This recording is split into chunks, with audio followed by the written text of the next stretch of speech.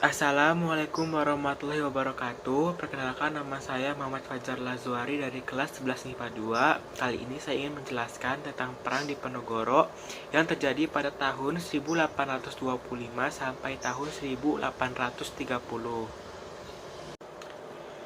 Biografi Pangeran Diponegoro.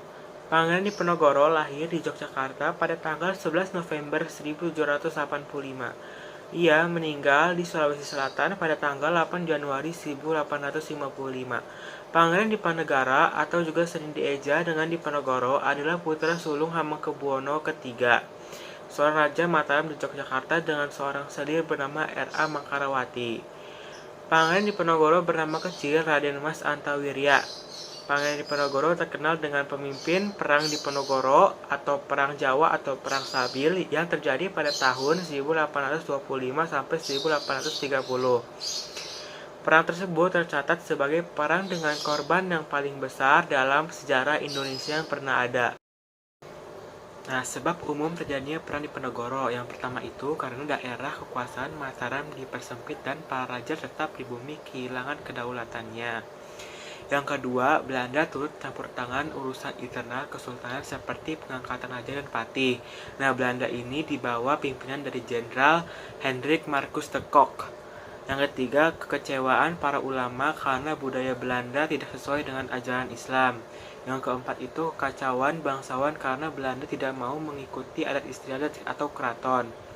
Terus yang kelima itu, kehidupan rakyat semakin menderita karena selain melakukannya kerja paksa, rakyat juga disuruh membayar berbagai macam pajak.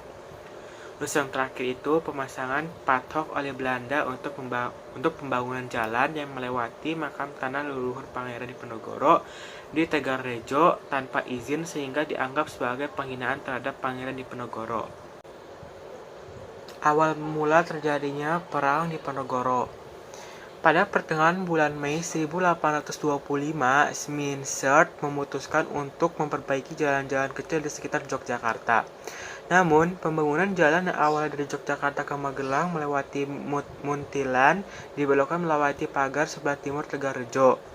Pada salah satu sektor patok-patok di jalan yang dipasang orang-orang kepatihan melintas makam leluhur Pangeran Diponegoro.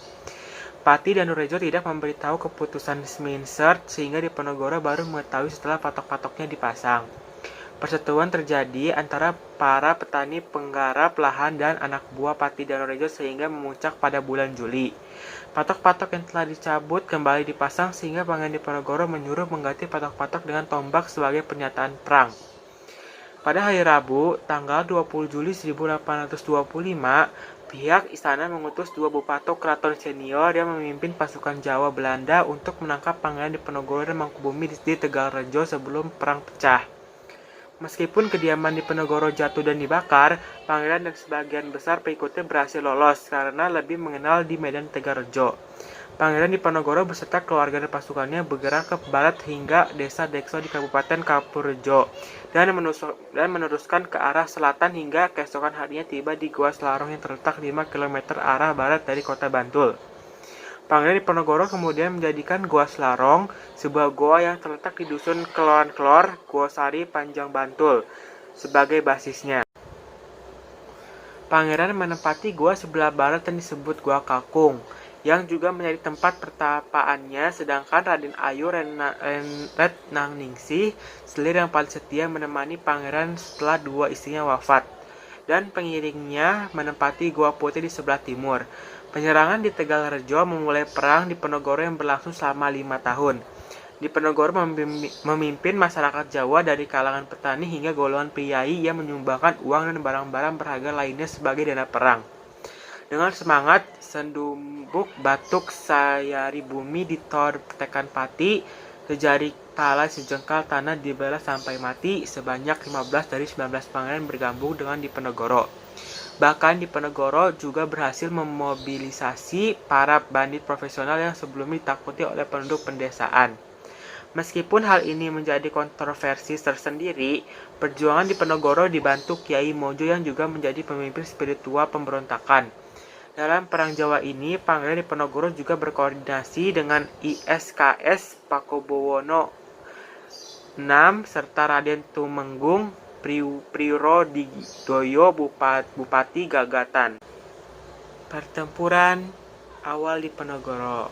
Pertempuran terbuka dengan pengerahan pasukan-pasukan infanteri, kavaleri, dan artileri yang sejak perang Napoleon menjadi senjata andalan dalam pertempuran frontal.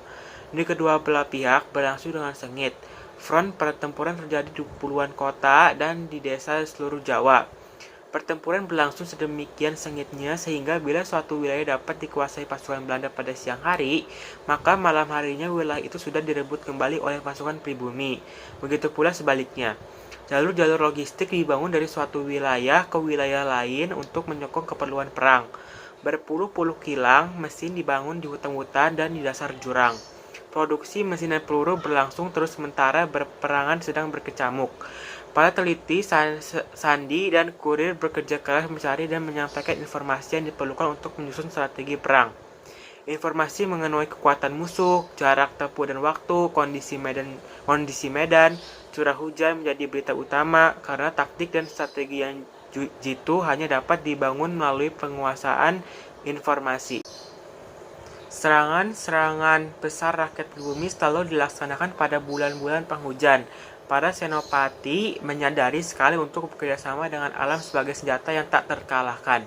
Bila musim penghujan tiba, gubernur Belanda akan melakukan usaha-usaha untuk gencatan senjata dan berunding. Karena hujan tropis yang deras membuat gerakan pasukan mereka terhambat.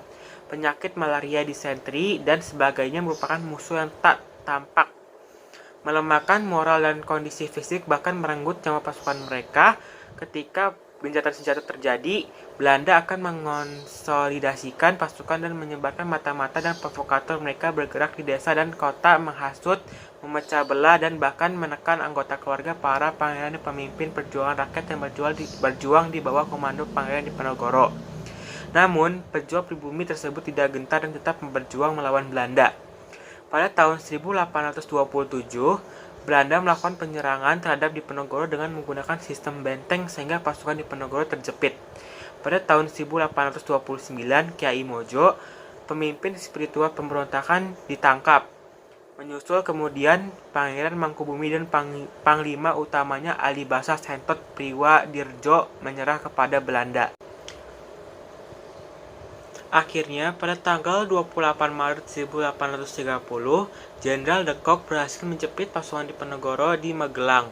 Di sana, Pangeran Diponegoro menyatakan bersedia menyerahkan diri dengan syarat sisa anggotanya laskarnya dilepaskan. Oleh karena itu, Pangeran Diponegoro ditangkap dan diasingkan ke Manado, kemudian dipindahkan ke Makassar hingga wafatnya di Benteng Rotterdam tanggal 8 Januari 1855. Berakhirnya Perang Jawa merupakan akhir perlawanan bangsawan Jawa. Perang Jawa ini banyak memakan korban di pihak pemerintah India sebanyak 8.000 serdadu kebangsaan Eropa, 7.000 pribumi, dan 200.000 orang Jawa. Setelah perang berakhir, jumlah penduduk Yogyakarta menyusut separuhnya.